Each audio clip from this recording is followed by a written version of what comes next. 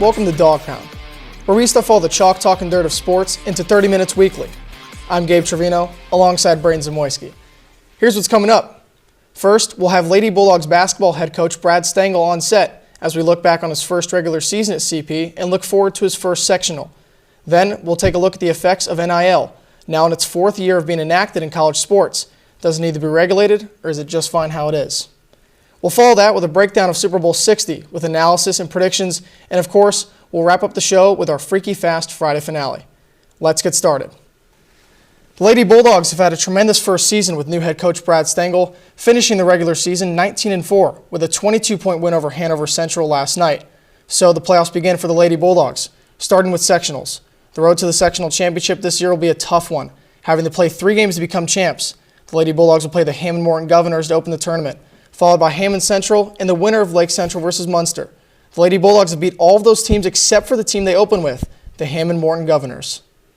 And with that, we welcome onto the desk head coach of the Crown Point girls basketball team, Brad Stangel. Coach, thanks for being on the show today. It's a pleasure to have you. Hey, thanks for having me. Yeah, absolutely. Sectional start for you guys on Tuesday.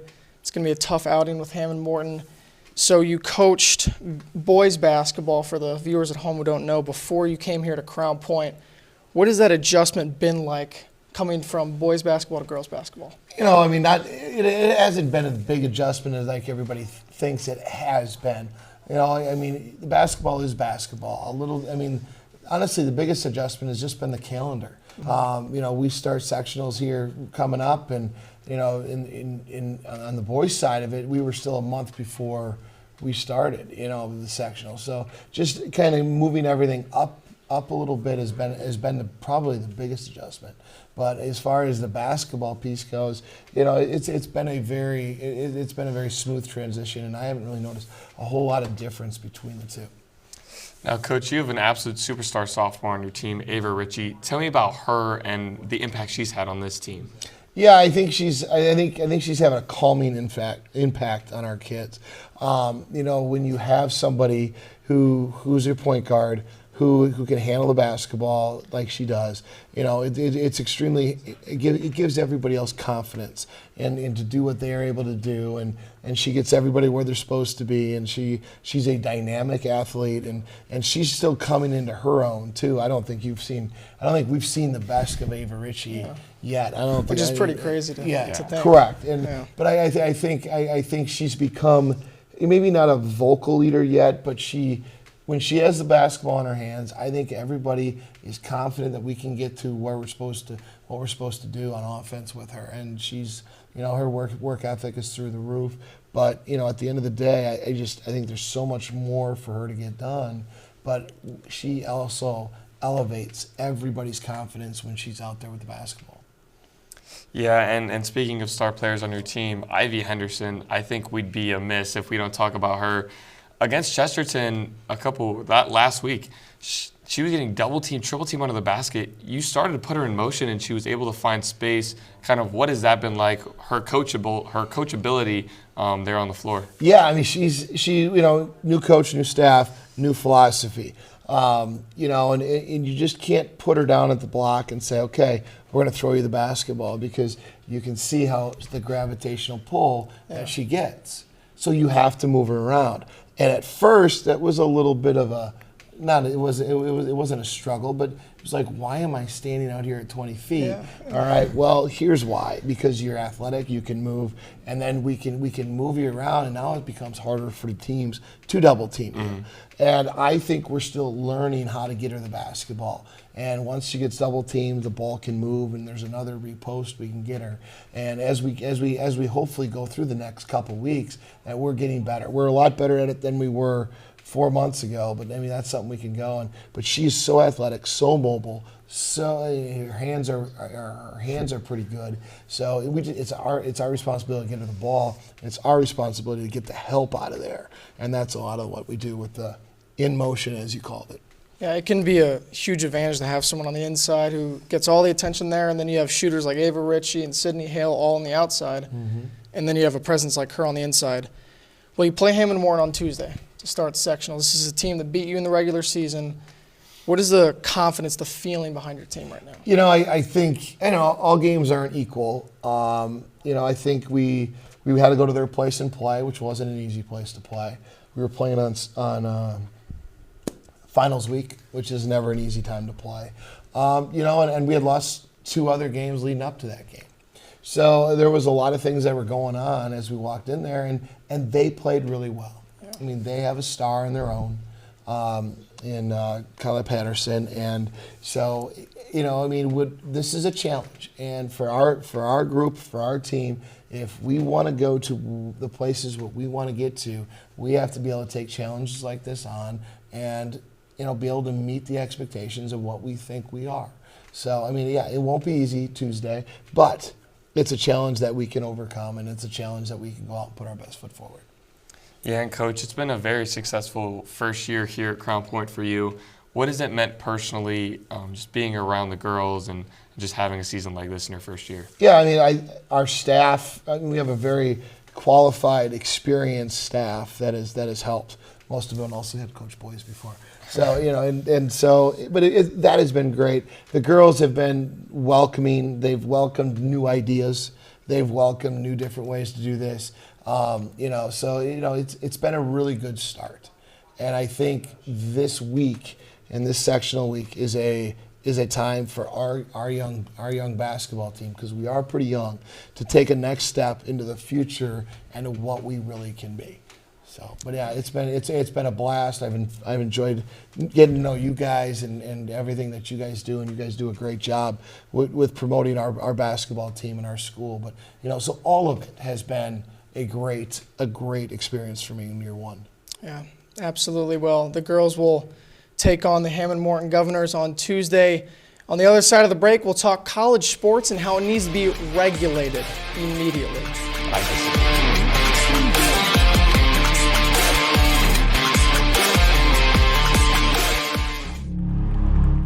1903. Texas. Welcome back to Dog Pound. The NIL. It's been a topic of controversy in college sports. Braydon, as a student athlete, what's your take? Now, Gabe, I don't think it's actually that big of a problem. I think it's honestly more good for college sports, and 63% of sports fans would agree with me. NIL isn't perfect, Gabe. It's like driving a car. You have traffic jams, construction. You're going to have hiccups on the road. But overall, driving is a good experience. Okay, here's the problem. With driving, you get your license, right? It's regulated, right? You get your license at 16. You have to be a certain age. You have to pass a test. The NIL is unregulated. It's unregulated. And the problem we're going to get in the coming few years, mark my words, it's going to turn into baseball. There's no regulation. All the big schools are spending money. They're all winning the national championships. It's going to be the same exact thing as the Dodgers in baseball. It's going to be the same exact thing. I can't agree with you. There's no way I can agree with you that because of Georgia Tech. Justice Haynes, starting running back for Michigan, transfers to Georgia Tech. Alberto Mendoza, one of the most hyped up quarterbacks coming into this college football season, transfers to Georgia Tech. Georgia Tech is getting pulled without that big NIL money. How about this? Talk to me when Georgia Tech is even in the top 12, is even in the playoff. They were in the playoffs. They were undefeated for a large stretch of this year. Terrible schedule. And I promise you they're going to be in the top 25, maybe 15 this year. Story. I think they're going to be in the top 15 next year. You got to be in the top 12 to make the college football playoff. Talk to me when Georgia Tech's there. Texas Tech is already there. All that oil money in Texas. Texas paying Arch Manning. God knows how much money. He's getting a ridiculous amount of money. USC, LA economy, Miami, the Miami economy. All that money in the big alumni bases. Indiana, Ohio State, Michigan. As a fan yourself. I'm telling you, it's going to become really unregulated. Ohio State, Indiana, USC, Michigan. It'll give your Wolverines a chance to win a national championship. Well, we have won national championships. Yeah. We have the most Big Ten championships. Yeah, but you're looking at this from only football. There's so many other sports like tennis, sports like golf, non-revenue sports that these athletes are able to build their brand and get funding. And good for them individually, but for the sports themselves. Again, the big schools, the big alumni bases, the big donors, the people, the wealthy billionaires. Perfect example, Mark Cuban, Indiana. Graduated from Indiana, has all that money from whatever, Shark Tank, all that he did. Congratulations to him on getting all that money. But now he's feeding it into Indiana. They're going to get all the 5-star recruits. All these wealthy schools are just poaching talent. They're picking whatever talent they want. Here's $1 million. Here's $5 million. Here's even $250,000 to like a 3-star receiver. They're getting whoever they want. You're counting on these kids not to have any loyalty. There's been plenty of cases where so many players have entered the transfer portal and then come back to their own school. Don't even talk to me about loyalty. There's loyalty in these teams. That's a whole nother problem, is the transfer portal. These kids have no loyalty nowadays. I disagree. Kidding me? I disagree. You're kidding. I disagree. These kids are transferring out and like they go to like a terrible school like Maryland, and they're there for their freshman, sophomore year, because they get playing time there.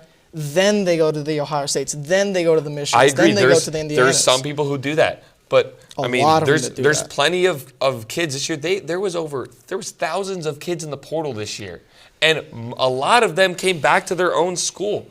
And going back to that topic of NIL, our main topic here, it teaches young athletes business strategies. You want to talk about Mark Cuban and Larry Ellison, all these guys who have built these brands? Crazy idea. Take a business class in college. Take a finance class in college. That's not real world business strategy, though, Gabe.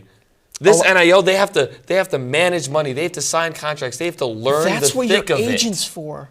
That's what your agent is for. They're there to handle that. That's what you pay them for. These smaller athletes may not have agents. These golf athletes, tennis athletes, cross-country athletes may not have agents. I just think that it's not going to happen in the next 2 or 3 years, but give it 7 to 10 years. All these teams, all the big schools that I said, Indiana, Ohio State, Michigan, specifically Big Ten schools.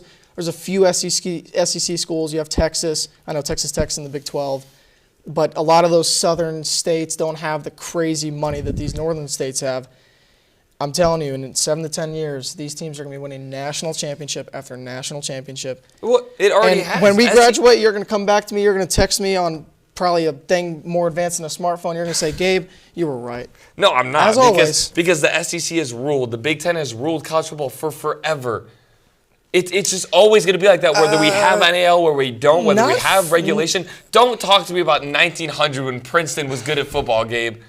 And also 1902, forever. Michigan won the first ever Rose Bowl. So don't come at me telling me that the Big Ten and schools like that haven't run college football for forever. You've got to throw in a Michigan championship, some kind of accolade, while my Terrapins have nothing, huh? Not at all. The Fighting Turtles. You just had to throw it in there. You had to. My poor Maryland Terrapins. See, a school like that, yeah, they have a big alumni base, but they're not going to be able to win because all Indiana, Ohio State, they're taking everybody. They're just poaching all the talent. They're taking everyone. They're just picking all the 5 stars, all the 5 stars. That leaves like the 2.5 stars with Maryland. It's terrible. You told me that you think Maryland has a bright future. You told me that you think Maryland can be good in 3 years. Again, 3 years. Think they're not going to get pulled from the transfer portal from NIL money? That's a double standard there, Gabe. So Zion Ely, the number 2 recruit in the nation, he's a defensive end. He's not the number 2 defensive end. The number 2 recruit in the nation, all players. He committed to Maryland. Fantastic. I'm so glad to have him. We have a great defensive end. Get after the quarterbacks in the Big Ten. He's going to be there. Freshman year, sophomore year. I promise you he's not making it through his junior year. By sophomore year, he's going to be gone. He's going to go to the Ohio State. He's going to go to Texas Tech that can throw him however much money. And by the way, on the topic of the transfer portal, was it Damon Williams at Washington? There was that whole, and luckily, it didn't end up happening, but he was going to break a contract or something that he signed with UW, and he was going to leave. He was going to transfer after he'd signed the contract. It was like a 2-year contract, I believe. And there's no loyalty in college sports now. I mean, there you see that regulation of the transfer portal. Sign a contract. Sign these guys to contracts to keep them at your program through NIL money because the NCAA is giving money to schools from, I believe, lawsuits that they give to recruits for NIL money. So that's what happened with him is he signed that contract from his school. And so if Michigan, Ohio State, IU, Maryland uses this money as kind of a contract incentive, that's a way to regulate the transfer portal, keep your guys at your school. I don't know. I think it's going to be unregulated. I'm telling you, 7 to 10 years. Let's give it 7 to 10 years. It's going to be a while. It's going to be lockdown, Gabe, because people like you are going to cry to the NCAA saying it's unregulated, and then they're going to lock it down, just like how it used to be where recruits couldn't talk to kids after a certain time where That's how it should be. boosters couldn't even give recruits rides to practice. That's how a the real world. joke. That's a not joke. That's not Are you kidding me? Joke. Jim Harbaugh couldn't buy a recruit a cheeseburger on a visit. Are you kidding me? That's the NCAA you want? That's the college football recruiting you want? I do. Because it's regulated. No. You keep the players loyal. You keep them at the school they were originally committed to. You're out of your mind. It's not a crazy thing to say. That's absurd. We're going to take one more break here on Dog Pound, but when we come back, it's time to talk Super Bowl 60. Will it be as good as the last time these two teams met in Super Bowl 49? Stay with us.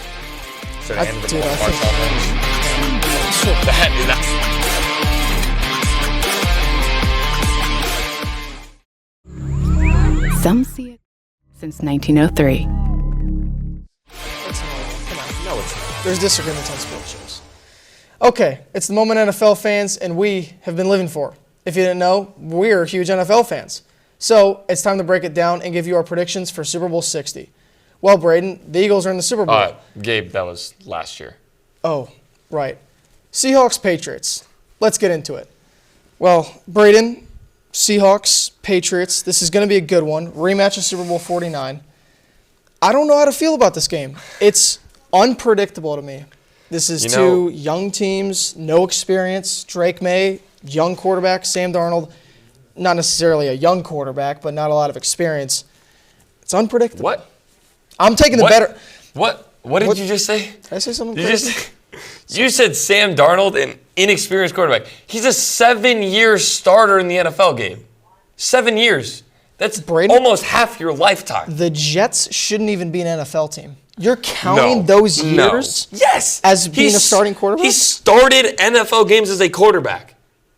Yeah, and he in one of those mic'd up videos, he was talking about seeing ghosts, Braydon. He was seeing ghosts. You never, ever hear a quarterback admit when he knows he has a mic on the sideline against the Patriots when they lost 33-0 in his rookie year. He says, I'm seeing ghosts out there. Rookie year. It's the Jets. Year. That's why. It's the Jets. And the Jets should be ashamed of themselves for how many careers they've ruined, and they almost ruined Sam Darnold's. But Sam Darnold went to a good organization in the Vikings, goes over to the Seahawks, another great organization that's run well, that's stable, unlike the Jets, and kind of unlike the Panthers. The Panthers are getting there. You're kind of a miss when he went to the Vikings, turned into a pumpkin halfway through the season.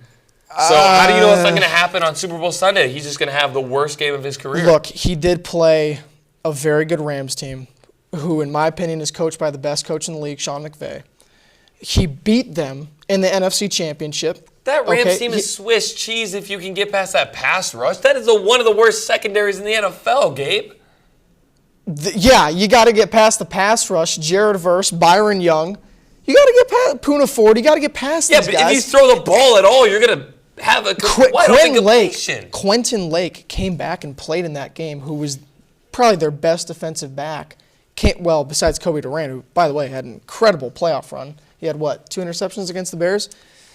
Quentin Lake came back, played really well. They needed him, and they almost won. I'm telling you, he beat a good Rams team. That Rams team went on the road to Seattle, the hardest place to play, maybe in all of sports, besides one of those soccer stadiums out there in Europe. They're crazy out there. They went on the road, and if Puka gets out of bounds there, they have a Hail Mary. Again, probably won't happen, but they have a shot to win that game. Hypotheticals, Gabe. Hypotheticals. You're telling. Okay, let me ask you this question: do you trust Drake May more than Sam Darnold? Yes. Drake May, as Stephen A. would said, blasphemous. No, blasphemous. No. Drake May was one of the top MVP candidates for over the entire season. He played a horrible schedule. Let me tell you. In New England, they know how to win. In the past 20 years, this is one of the most winningest football teams of all times. I don't care. Mike Vrabel has turned this program around. This is a different team, Braydon. This is a total. Are there any Patriots remaining from that last Super Bowl that they won in 2018? But they got a community. They got a community around them in New England. Yeah, and so do the Seahawks. On winning. Seahawks have a pretty good culture of winning too. Look, man. They got lucky last time they even played them. By the way, something we didn't mention. Santa Clara, California, Seattle, Washington. not very far away. Both teams said they're not practicing at Levi Stadium because of the whole thing with injuries or whatever. New England has to fly across the country to play in the Super Bowl. They're going to get there a little bit earlier. But it's still an advantage for Seattle to not take such a long plane flight. Like, that has to be part of it. I think Seattle overall also has a better roster. Is that crazy to say? I think that's crazy. They have the best defense in the league. 280 yards from scrimmage this season. A game? Yes. What? No, it's impossible. That's impossible. That's impossible. That's what ESPN told me. By the way, the Patriots also, not only did they get bailed out with their regular season schedule, they got bailed out with their playoff schedule. They played an injured, beat-up Chargers team, Justin Herbert getting just smacked. It was unfair. It looked like a UFC event out there. He's just getting whacked in the face. He's getting tackled. He gets slapped in the face. And then they get bailed out against a great Texans team. I would dare say an all-time defense in that Texans defense. They get bailed out by the weather. Yeah, bailed out. Yep. C.J. Stroud plays like he's never played football before. Because he's not a good quarterback. Ohio State can't produce good quarterbacks. How is that on Drake May and the Patriots? And then they get bailed out and play Jared Stidham. Still would have beat the in the Broncos AFC Championship. But this offense still produced against this Broncos defense. You're telling me they'd beat the Broncos if Bo Nix was playing? Absolutely. I don't think Bo Nix is all that good.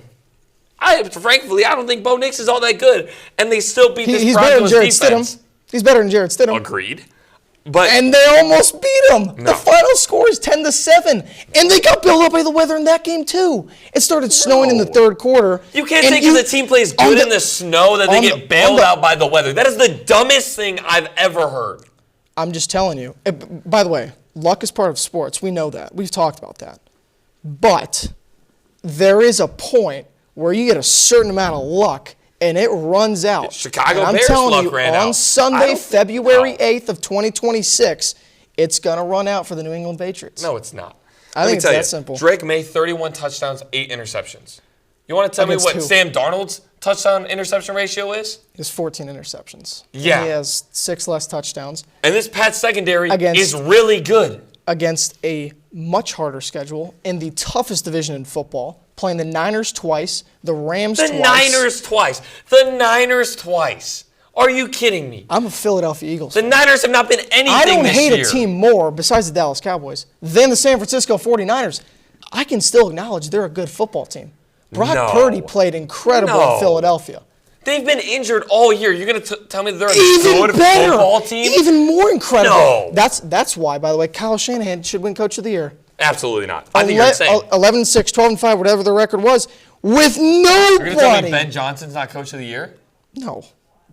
Because Ben Johnson had everything around him. He had everything set. He had the offensive line. He had a great quarterback. He played with practice squad linebackers for more than almost half the season. And Kyle Shanahan played with guys off the street for the whole season. He played with guys off the street for 9 months. So did the Buffalo Bills in the late season, and you're not gonna give it to Sean McDermott. They were calling in McCole Hardman, who hadn't played an entire season. By the way, early season Buffalo. We know this about Buffalo and the Ravens. Early season Baltimore, early season Buffalo, not the same team. Later in the season, the Bills come back and win in New England and beat the Patriots. If this was the AFC Championship, if it was Bills-Patriots, you best believe Josh Allen was going to go in there and whoop them. But he didn't. I agree. Because he got screwed by that pass interference penalty, by the way. I think that was a catch down by completion or down by contact. I think that totally would have changed the game. I think that whoever came out of the AFC was going to beat the NFC team no matter what. By the way, one point we haven't touched on is the Seahawks defense. Best in the league, 17.1 points per game. Best in the league. Patriots are second right there at 17.3. However, this defense has something the Patriots don't. Pass rush. If they get after Drake May, this game is going to get out of hand in a hurry. One name. Will Campbell. One guy? Will Campbell. One guy. Yes. I think that's just fine. Same guy who said if he lets his quarterback get sacked, he deserves to be off the team. You think he's not going to work in the biggest game of his life as a rookie in the NFL? He's going to work, but he can't block 5 guys. Yeah, I think that's why there's an entire O-line there, Gabe. That's why there's an entire O-line there. He's a great tackle, but he can't do it all. He can do a lot. I think he's going to be a game changer here, and you're going to see it on Sunday. Shall see. We shall see. Now it's time to sum it up in our Freaky Fast Friday finale. While the Lady Bulldogs have had an impressive first season under Coach Stangel, they'll have a hard road if they want to be sectional champs, going through Hammond Morton, Hammond Central, and the winner of Lake Central and Munster. The NIL has its flaws, but it also has its strengths. Money from billionaires and wealthier schools poaching talent could ruin college sports. But the NIL does not just apply to big schools, and individually, the athletes can build a brand, make profit off that brand, and develop financial literacy all at the same time. Lastly, Seahawks and Patriots, a matchup of two young, fast, and physical teams. Braydon's got the Patriots, and I've got the Seahawks. Should be a good Super Bowl rematch. Well, Gabe, this has been fun. Let's do it again Monday. Absolutely, I think so, Braydon. Speaking of, we'll be back Monday breaking down the best and worst of Super Bowl 60, the commercials, the halftime show, and who knows, maybe even the game. I don't even want to be here if the Patriots win the Super Bowl again. What about you, Braydon? I do, Gabe, because I'd love to see you wrong. Okay, whatever. Thanks for watching. Have a great weekend. Enjoy the Big Bowl. And join us as well on our radio show every Monday and Friday at 5 and 10 p.m. on the Dog Radio app and thedogradio.com for the best in sports from CP to the pros. Until then, dogs, take care. I cannot believe you have the Seahawks in the Super Bowl.